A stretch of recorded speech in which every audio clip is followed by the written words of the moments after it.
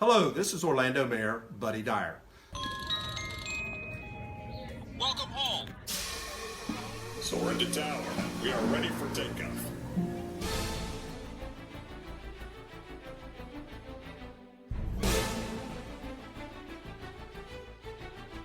Por favor, manténganse alejado de las puertas.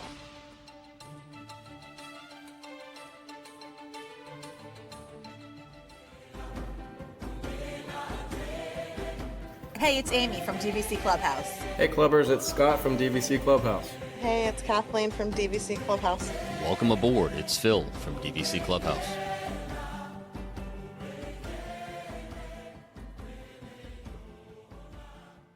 Hey everyone, and welcome back to another episode of the Debrief Podcast, brought to you by DVC Clubhouse. This is Amy, and I'm joined, as always, by Kathleen, Scott, and Phil. Hey guys. Hey, guys. Hi guys. Welcome aboard, guys. You didn't start with a pirate R. You decided just to play it straight this week.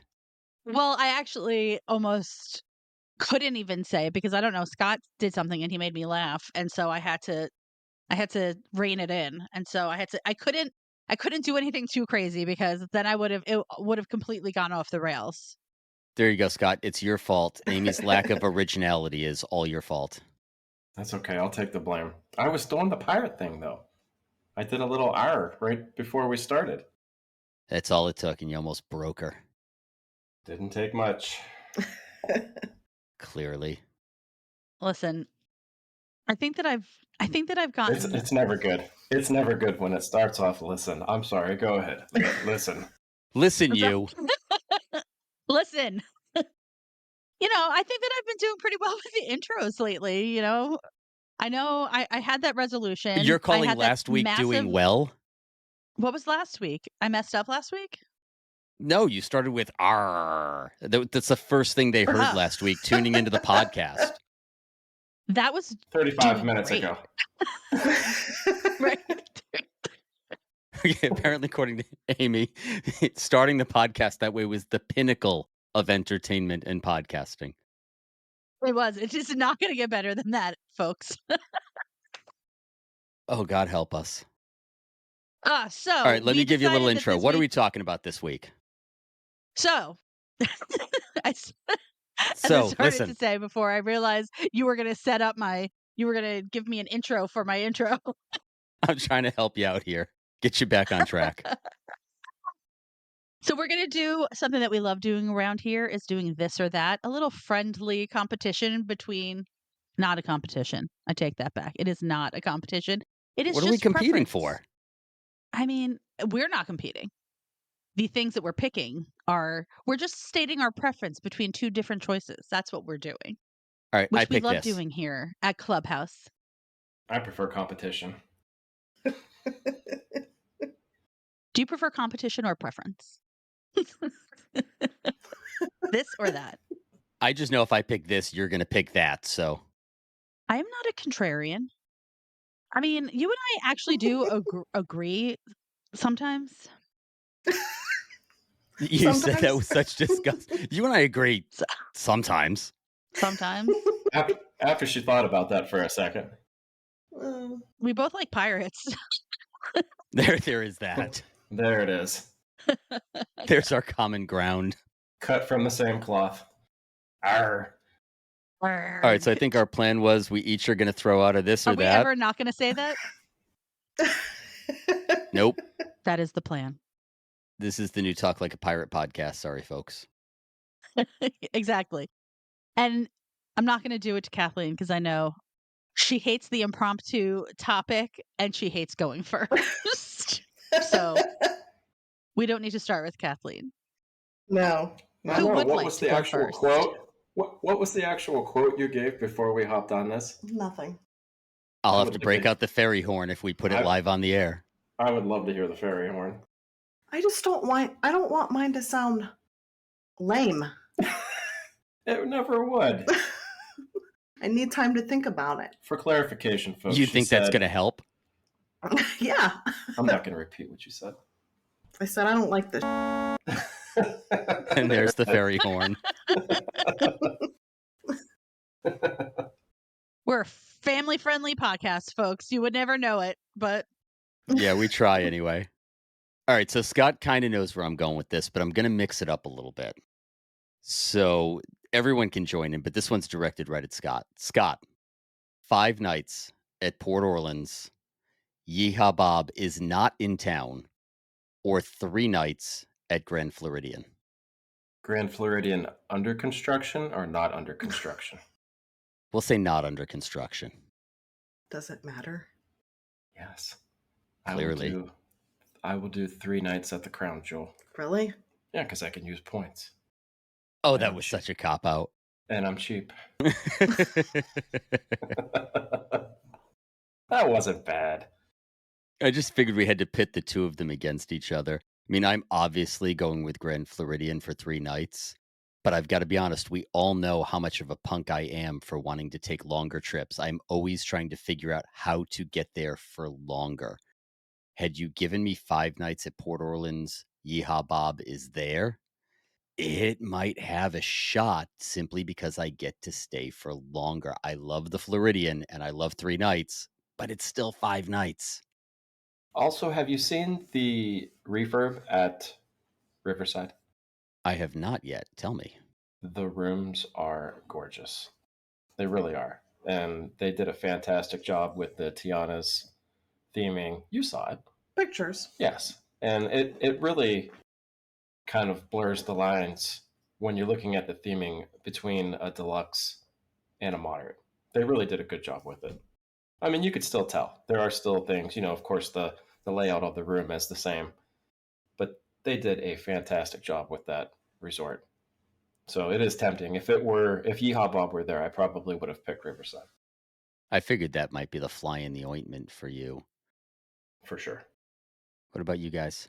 I mean, I'm always going to pick a longer trip. That is for sure.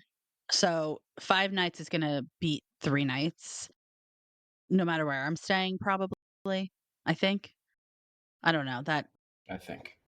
I don't know if I would pick 5 nights at an All Star over 3 nights at Grand Floridian, Hard no. but definitely 5 nights at.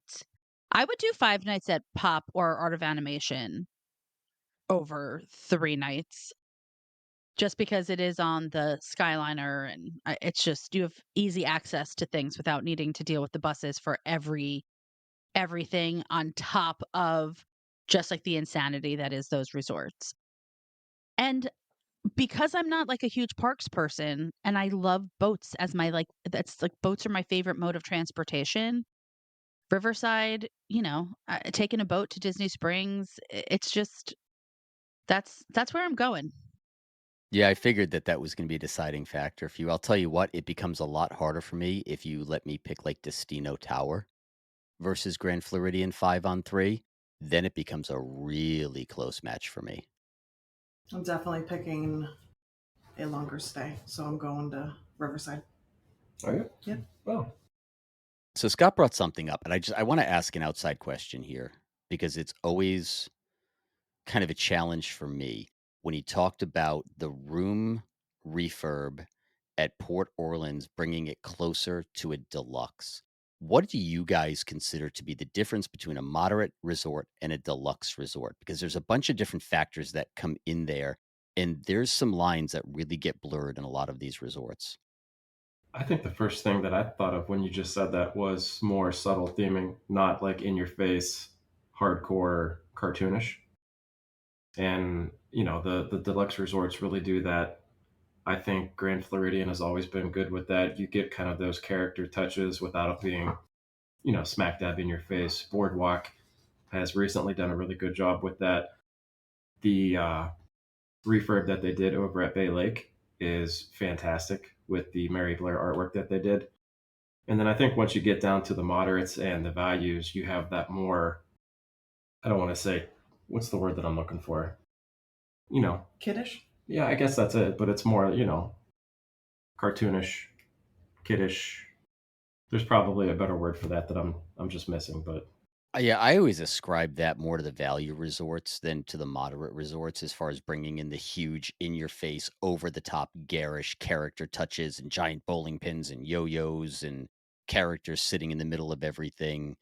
that to me has always been a kind of a value centric thing, which is I think why I got so irritated when they leaned so heavily into the Incredibles when they redid the main building at Contemporary.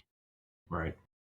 I agree. I think that the moderates, I think when they built the moderates in the 1990s, they did a really good job with keeping with kind of like subtle theming that made you feel like you were being transported to a place that is being represented by the resort.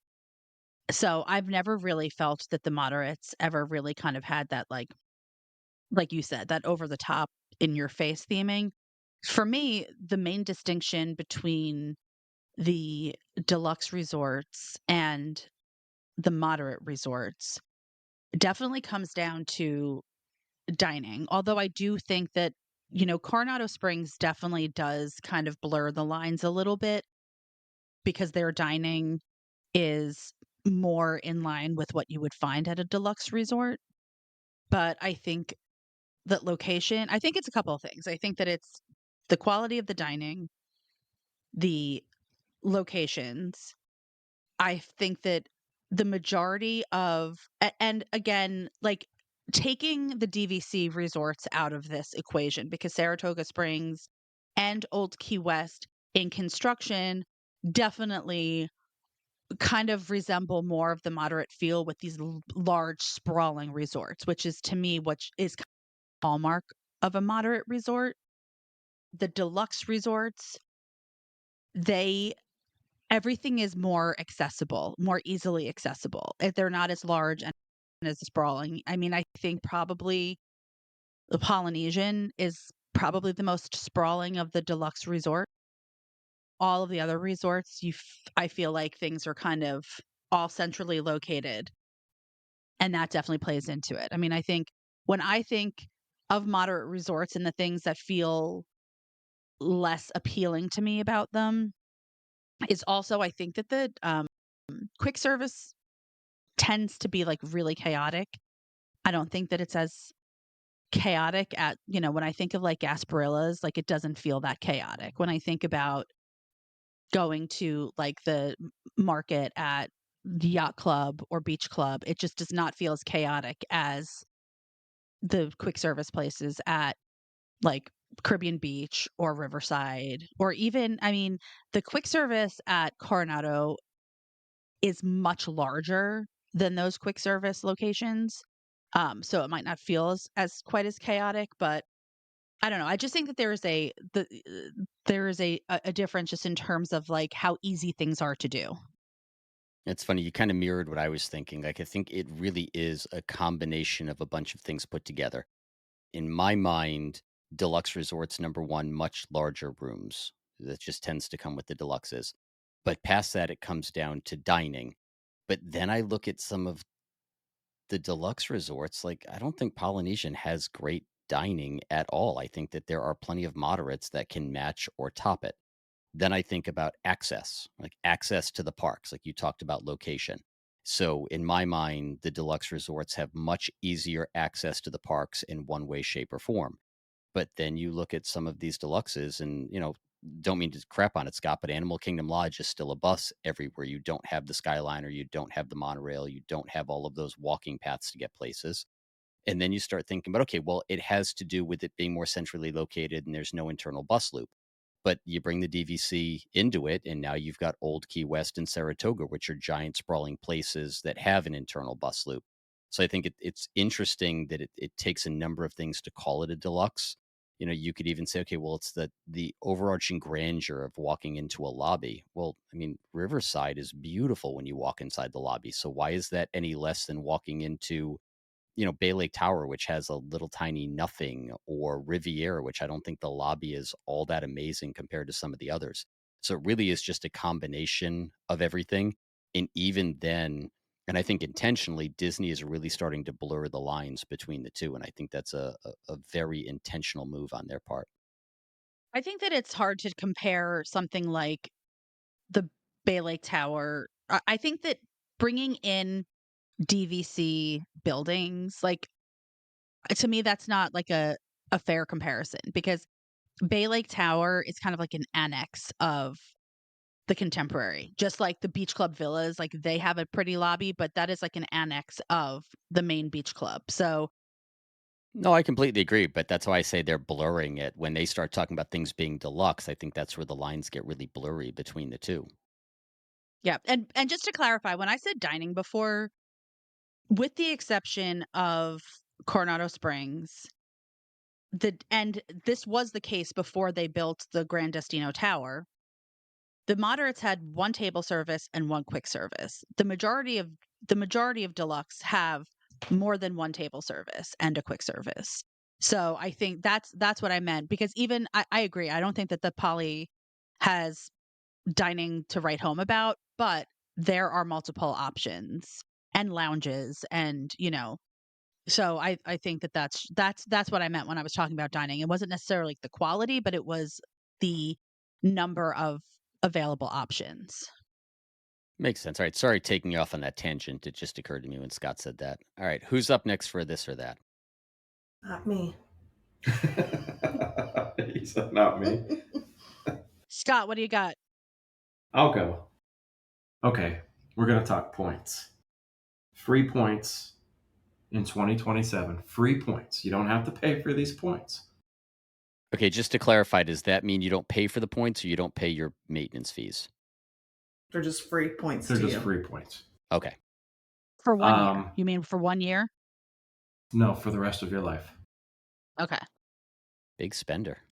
Are you taking 200 resale points or are you taking 100 direct points?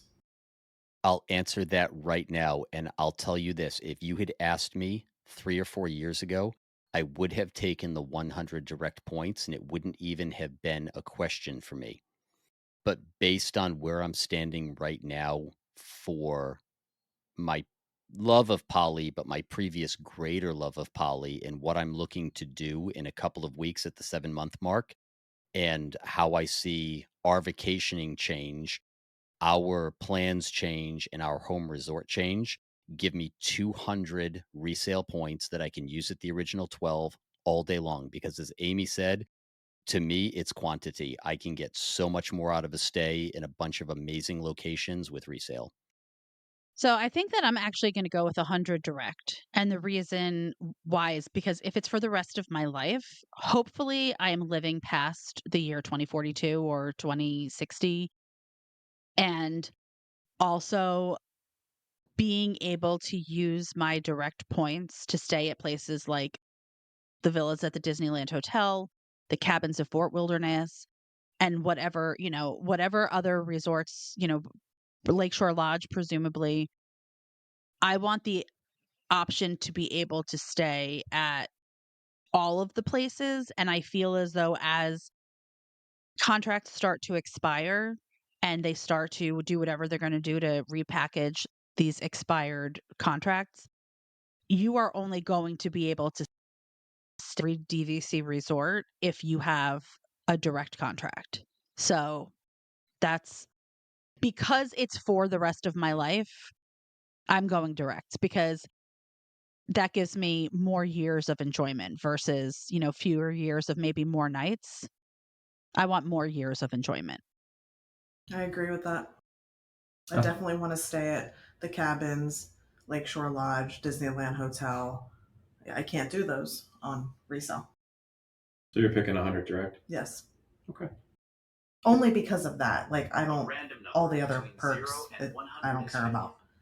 It's just that reason only. Interesting. I think the fact that I like the original resorts so much better than I like most of the new stuff is influencing my decision as well. I think that if I were to and if I was able to choose with these 100 points where I could, get 100 free direct points, I think I would pick the villas at Disneyland Hotel because I want because I really the ability to book there at 11 months is something that it feels very attractive to me, and then knowing that I can use those points, if I wanted to get like a 10-point night at Old Key West, I still have the option to do that, but at least, I really, really love the villas at Disneyland Hotel so much that I think that for a freebie, that's what I would do. Especially since it's very expensive out there. Those points. Mm-hmm. Yeah, I was going to say 100 doesn't get you a ton out there. It'll get you a few nights. I'm on board with the ladies. Are you? I was shocked. I'm shocked at just that. thinking long term. You know, it's everything right now is nice if you had 200 points, but after 2042, what are you going to do? And you know, who's to say there's not going to be many more DVC resorts even after Lakeshore Lodge? And you're not going to, you're not going to be able to stay at any of those resorts just on resale points. So I just have to think long term, and I'm on board with the 100 freebies for the rest of my life. I'm going to use the heck out of those 200 and sell them in 2041. All right, Amy, you got something? All right. Animal Kingdom or Hollywood Studios? Animal Kingdom. No question. Animal Kingdom currently or with the upcoming? With the upcoming, knowing what's coming with both parks. Animal Kingdom, hands down. If you had said right now, with Animal Kingdom under construction, things being shut down, them shuffling around, what's going to be available, what's not going to be available, dinosaur closing, Collie staying open during the winter, then I might be inclined to go to Hollywood Studios. And even then, I might give the edge to Animal Kingdom. But knowing what's coming, and again, for the guy that everyone says doesn't like change, I am fully on board with this. I am loving what's going to come to Animal Kingdom. I think what they're replacing needed replacing. I think you give me something for Encanto, I'm good. You redo that whole area into Tropical Americas, I'm good. You turn Dinosaur into Indy, I am good. So yeah, as much as I tend to be a little salty about Animal Kingdom, considering what's coming and what that park's going to be, give me Animal Kingdom over Hollywood Studios all day. What did you say? I said Animal Kingdom. Oh, I'm going to take a ride with you guys and drop your asses off at Animal Kingdom because I'm going to Hollywood Studios. Why? I love the rides. I love Tune In Lounge. As much as I love Nomad, I love Tune In. I love Hollywood Studios at Christmas time, and I don't think I would ever want to give that up. There is something about the nostalgia of that whole, the music, and Yeah, it the kind of Echo makes Lake area is beautiful. it just makes me smile just thinking about it right now. The old school decorations, the music playing, the Tower of Terror down Sunset. I love Star Wars. I love that whole land back there. And I don't know that I would ever say that Animal Kingdom has better dining than Hollywood Studios. Brown Derby at Hollywood Studios is pretty solid. I don't know that I can really say anything positive other than Brown Derby. Quick service at Hollywood Studios is pretty solid. But yeah, just based on rides, based on Christmas time, Tune In Lounge, baseline, I'm gonna stick with Hollywood Studios. Sorry guys, I'll see you later. It's cool. We'll go to Nomad without you. Exactly, because I'm going to be at Animal Kingdom also. What's your favorite drink at Nomad? The Tempting Tigers. Okay.